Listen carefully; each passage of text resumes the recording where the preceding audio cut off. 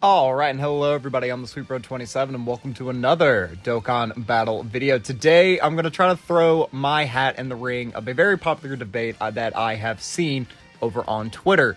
Who is the better TUR between God Goku and 23rd World Tournament Goku? And ultimately, this kind of revolves around, what do we think is better? Is it potential or is it consistency? Because you have God Goku, obviously. If you give him just 3 orbs, he's got the 60% chance to dodge. You give him 6 orbs, you also add guard on top of that. He does just a lot of damage. He stacks offense and defense. He just orb changes. He does a lot of things. Whereas 23rd World Tournament Goku, he's purely potential. Turn 1, he has the guaranteed guard. After that is a strict 50-50. He gets 10% attack and defense every time he gets hit. And then he gets an additional 20% defense every time he gets hit while guard is active. And then, of course, once you have a revive, he gets, I believe it's an extra 150 to stats and a guaranteed additional super each turn. So, 23rd World Tournament Goku can be extremely explosive under the correct circumstances. They're both kind of have, they're RNG elements, you know what I mean? I would say it's much more consistent, again, with God Goku getting the orbs. Even though he stops orb changing after turn 6, let's be real, what fight are you going past turn 6 in? Not really any of them. But yeah, this is just a fun little video that I wanted to kind of go in for. Sorry, that was a really weird burp thing I had going on right there. I apologize about that. So as per normal, we'll be running them in 2 different events. And each time they will get upwards to 2 attempts. The first attempt will be a no item, and then the second attempt will be with items and whatever support memory I see fit. That's kind of the new thing I'm doing ever since the Naughty and Nice video that went up on Christmas. If you haven't seen that, definitely go check that out. That was a lot of fun. I really do just enjoy doing these little showcasey videos, because again, I have a very realistic box. Both of the showcase characters are actually just at 55%. They have some decent skill equips on them, obviously, but mainly it's this is kind of more like a free-to-play / casual attempt at all of these events using these showcase-esque characters.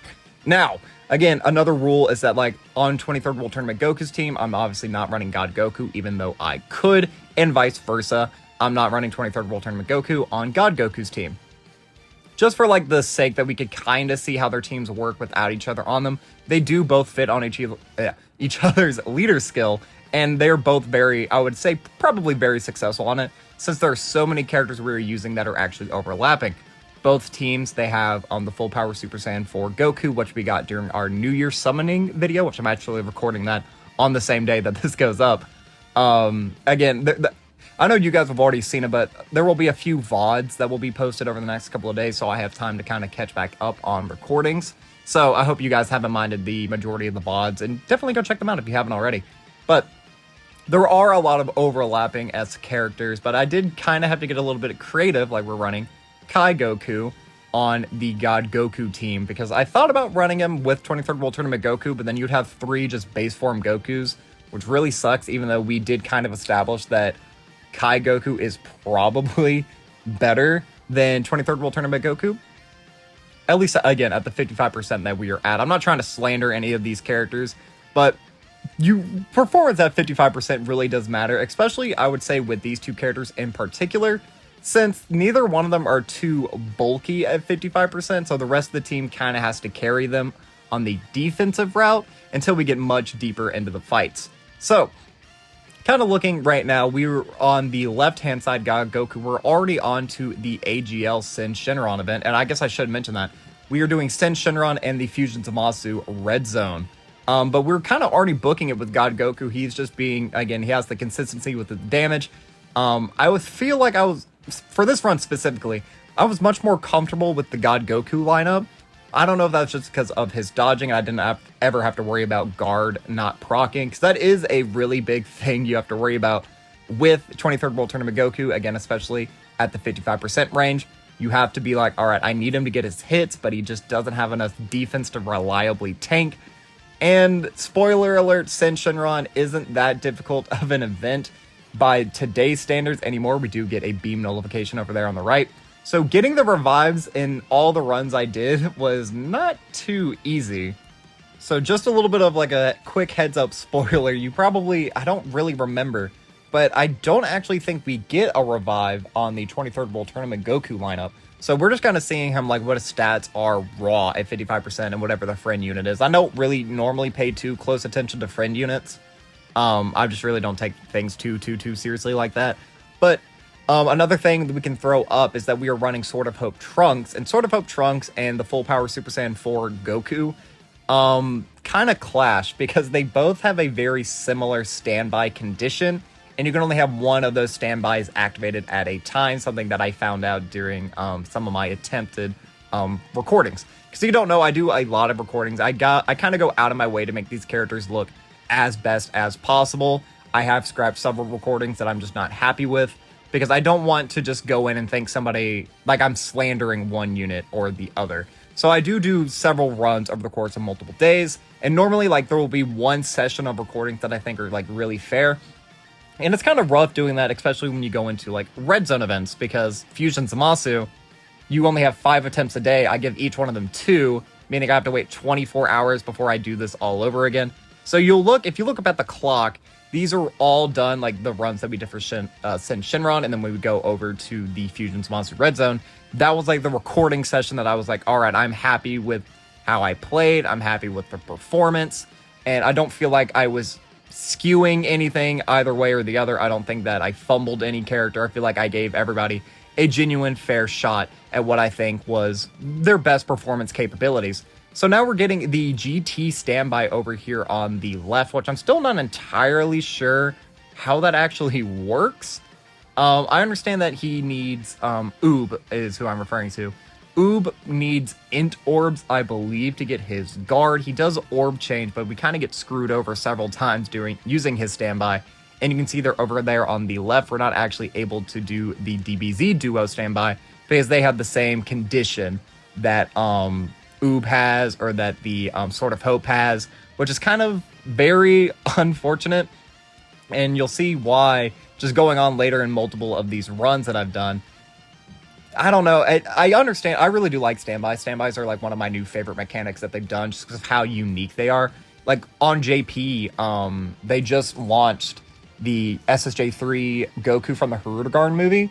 And like that one, he loses all his defense, but he gets like 100% dodge or 90% dodge, and he can nullify supers. You get a scouter, and then that's how you activate the big Dragon Fist finishing attack. And I think that's just super interesting. I really hope to see how they can build upon the standby mechanic. But they did release so many this year that have that exact same condition where it's like you just transform into a new form, and you can only have one of those forms up at a given moment.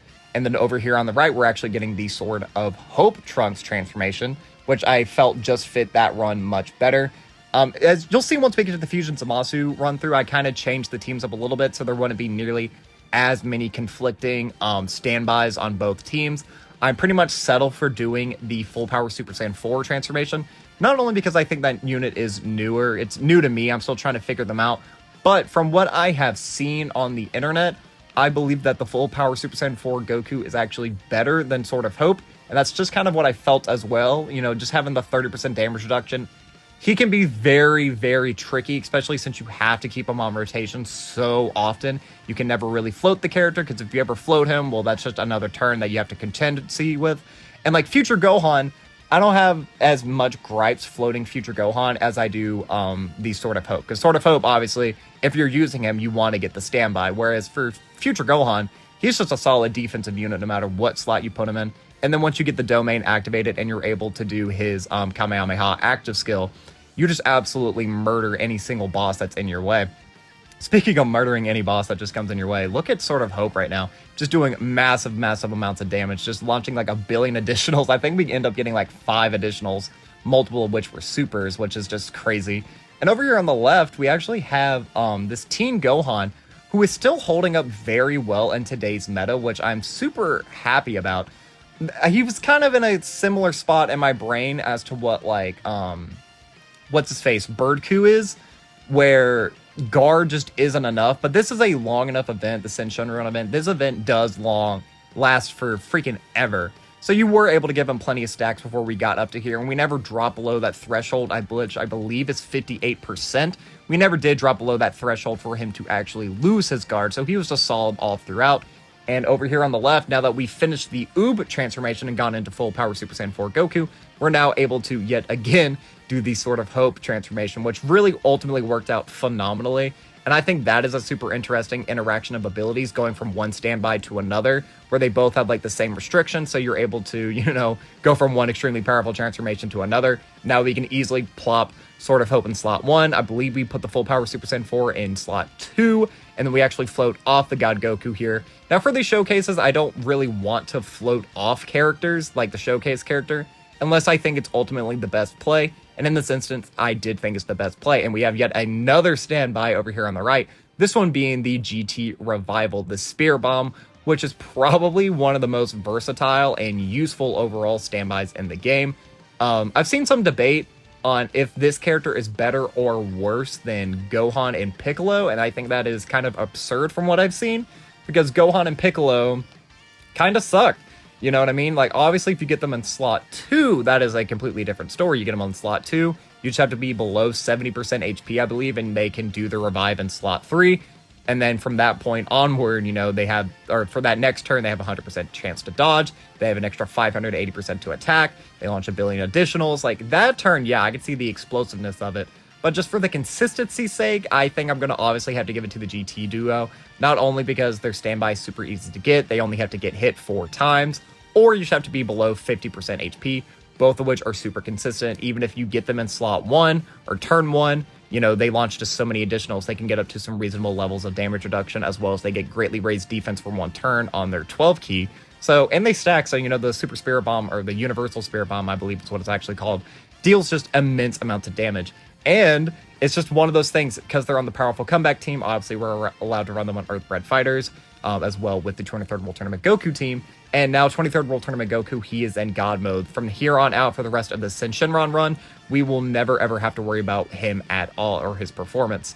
And God Goku just dodges and bobs and weaves so often throughout this entire run.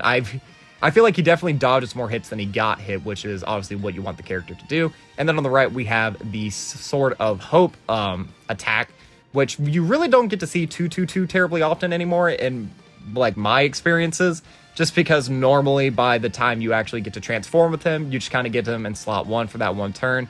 He deals the immense amounts of damage. He has a really high damage reduction, and normally by the time you activate that, you'll either kill on that turn or on the next turn. But again, Senshinron is just such a long event that it just lasts for forever. And clearly my memory was terrible, because we're actually doing the GT standby revive yet again over here on the left. And we're actually going to be launching God Goku's active skill. Not something you get to see too terribly often anymore, mostly because he loses all of his like guard and his dodge. He gets 70% dodge before he attacks, but to kind of counteract that, he does get just so much defense on super attack. So if you're able to launch 2 or 3 supers, you never really have to worry about that. So we're going to throw him into slot 1, obviously with the intent of dying on this turn. But, if you can get that super attack off with the GT Vegeta, you do just do a lot more damage on the Super Spirit Bomb.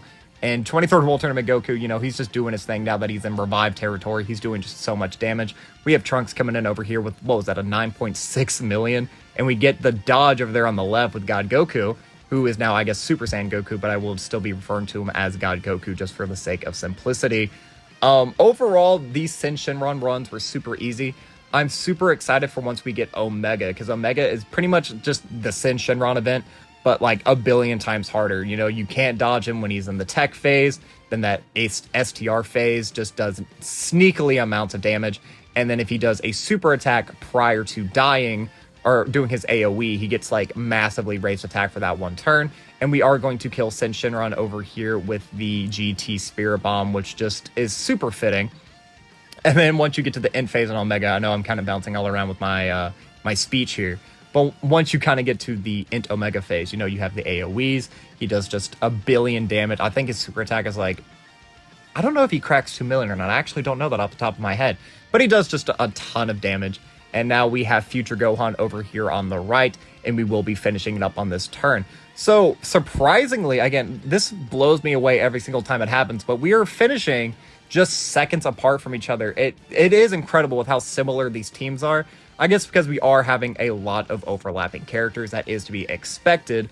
But just the performance between 23rd World Tournament Goku and God Goku, you know, they fit complementary onto these super powerful teams, which is just like going on with how powerful their leader skill is. That is something that like we cannot look over, is leader skill. Not only are these characters on just a bajillion different teams, so you can run them with anything, the fact that you can actually run two of them because of how powerful they are, and especially how powerful their teams are, is something that cannot be overlooked. That's something that I kind of like hate seeing about Hirudegarn, who just came out on JP. Hirudegarn's leader skill is like movie bosses and Resurrected Warriors 170, and then like the 30 is to Time Traveler and something else. That's not good. That's a very, very, very bad leader skill. Not what you want to see in a new DFE. But both of these characters have very competent leader skills. And you can obviously run them, or you can run them on a different team that they fit on. Because again, they both are on like just a billion teams. And you can also see there's something I kind of want to talk about. I kind of regret doing this. But with red coins, because of the Tanabata banner, I actually did buy a dupe into the GT Duo just so I could get them a little bit extra additional and a lot more crit. Obviously, I wouldn't ever recommend doing that, ever. You kind of want to use your red coins to get new leader skills, or not new leader skills, just new characters in general, and then, you know, hoping that through summoning, you can supplement them with dupes. But I just used the GT Duo on like literally every team. I figured it wouldn't be that big of a difference, so that's why I did do that, and you notice that they have much higher stats. Now we're into the Fusion Zamasu red zone. This is where shit kind of gets real. As you can see there on the right, I thought I had auto movement on. I did not. And let me know down in the comment section below, do you want me to, at the end of every single run, do you want me to look at like the links and the orbs and everything? Like, do you guys necessarily care about that? Because a majority of the characters I use during these runs, they are link level 10. I think the only thing that would probably matter is like what orbs I have on them. And the same thing with like intros. Do you only want intros for like the very first runs that we do? Or if I add like a new character to the roster, do you want to see like that? But then after that, you know what I mean? Because let's be real, you guys don't need me to tell you this. We get folded in the Fusion Zamasu event without using items. I'm pretty sure both of these runs right here, they don't get past turn 2. I don't even think over here on the right, I don't even think we get past turn 1 without the usage of items or support memory. And then you just have to sit through those animations all over again. And I do kind of like showing the animations because very rarely do I actually showcase off animations. Most of the time I have them turned off when I'm doing my live commentary. But during the post commentary, I thought it would be fun. But it is also a little bit tricky because while I'm recording these, I don't always necessarily know which set of runs I'm going to do first and which, you know what I mean? Like, how am I going to put them throughout the video? The Naughtier Nights video, I think I put them in like a random order. I don't necessarily really remember. But I think if I did Fusion Zamasu last, that would probably make the most sense because it is the most difficult event in the game, like regardless of being on JP or on Global. I've seen like some arguments between like Omega, but I don't think Omega necessarily would be too difficult, especially now with the Worldwide Download Celebration. We just have all these new extremely powerful characters who like actually kind of get stronger as the fight goes on. Obviously, you can get VB, you can have the Infinite Zamasu, you can have the Domain with Future Gohan, and then you can have the Standby with Trunks. I don't think anybody should really struggle with that event going on into the future. But as you saw there, Sword of Hope Trunks, a brand new Carnival LR, just got folded. Type advantage, by the way, to Fusion Zamasu turn 1. I know he has to super and he has to get his damage reduction or anything. I'm just very down on Sword of Hope. I don't think he's a bad unit by any means, but I would have wanted so much more from him, especially since he had Bulma on his banner and I didn't get Bulma. So, you know, I'm a little salty that I didn't get Bulma. I will never let that live down until I get Bulma finally in my box.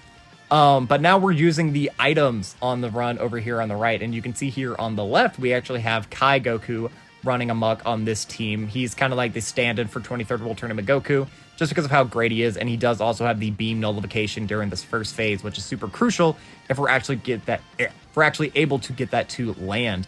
But I believe we actually die on this turn over here on the left. I'm pretty sure Kai Goku actually gets us folded.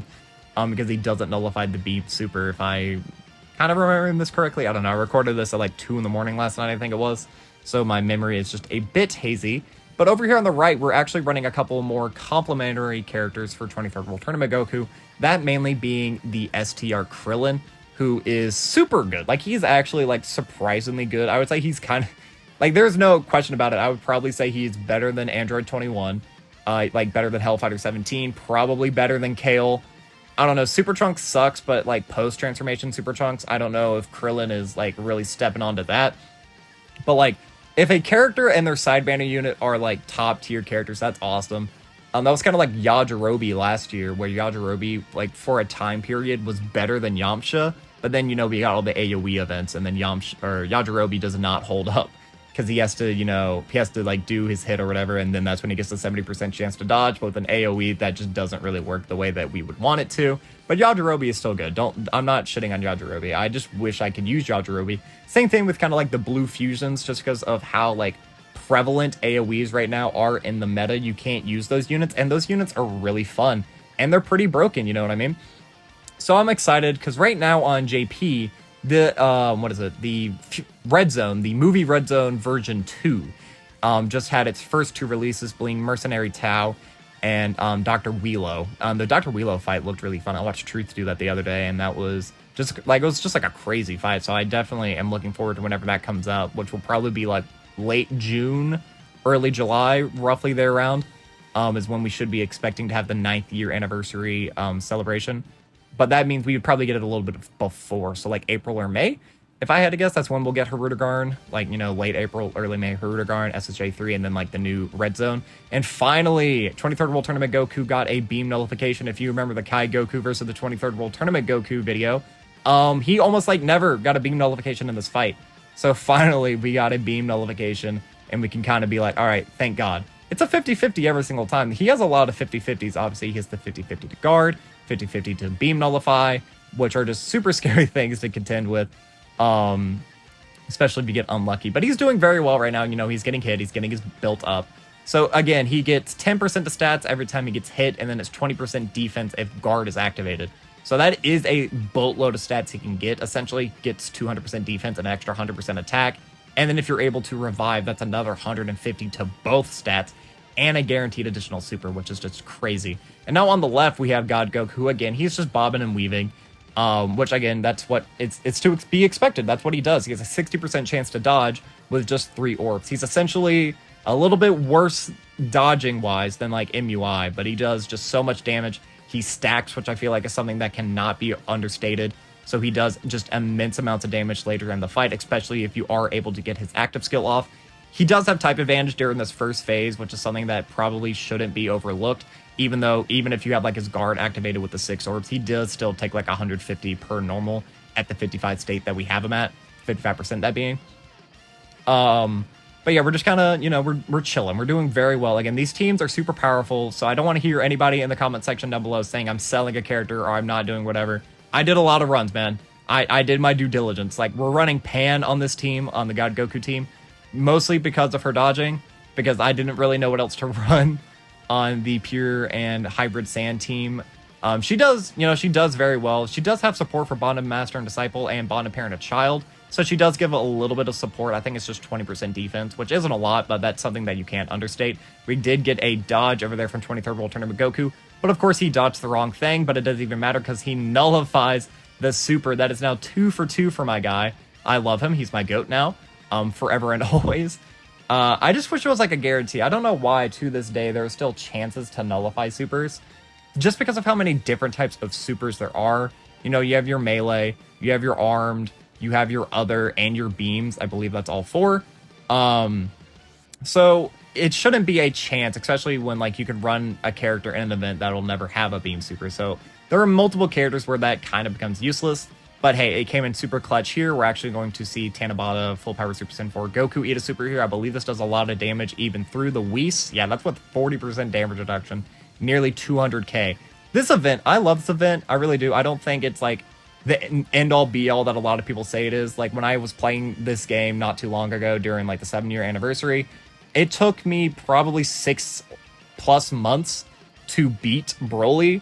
I know it wasn't until I got, I needed Birdku and Vegeta and Trunks. So whenever I got my first copy of Vegeta and Trunks, that is when I was able to first beat the event.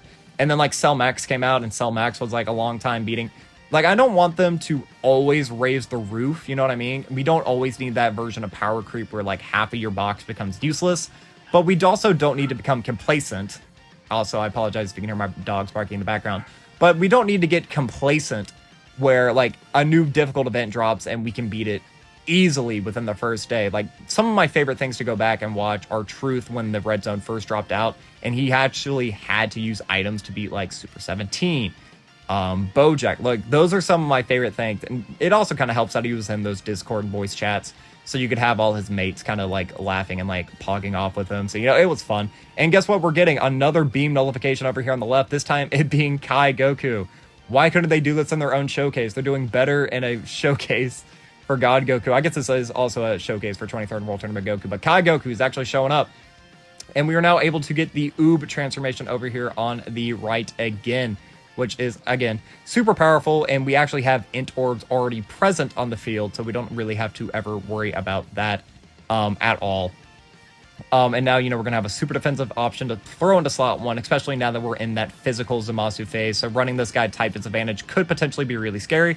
And this guy also does a melee super, meaning that Oob can actually do his nullification, because guess what? It is actually a guaranteed nullification on Oob, at least as far as I'm aware. I could be mistaken, but I don't believe so. And this is just a super powerful rotation. You know, we have the awesome slot 1 unit. Birdku, 23rd World Tournament Goku is going to get his hits in slot 2. That's just going to be extra stats. And then we have the type advantage Future Gohan there in slot 3.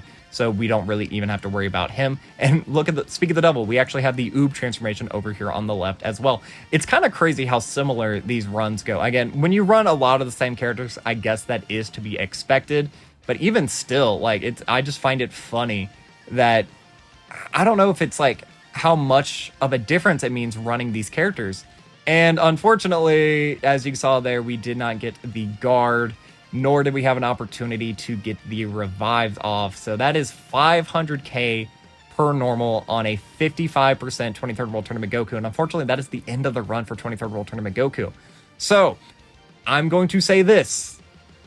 At 55%, God Goku seems to be better. Again, I wish I had these guys rainbowed, and I wish I could, like, be, you know what I mean, have a bigger voice in this conversation, but that's just what my box was capable of doing. Again, I don't want to hear any slander saying that I did this wrong or I did this wrong. These were, like, the best runs I gave for these characters over the course of about 4 days, because I did these runs over my little holiday vacation.